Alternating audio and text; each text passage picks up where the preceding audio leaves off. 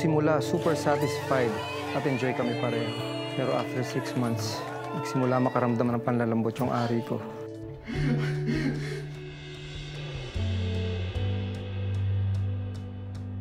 Hi, Doc. How are you? I'm good. How are you? Good. My wife, Gina.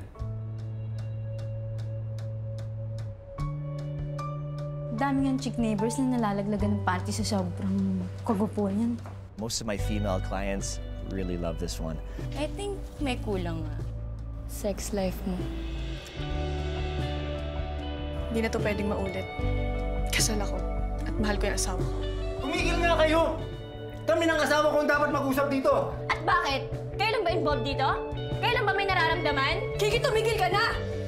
It's normal sa atin na maghanap ng satisfaction sa iba, even if it's wrong.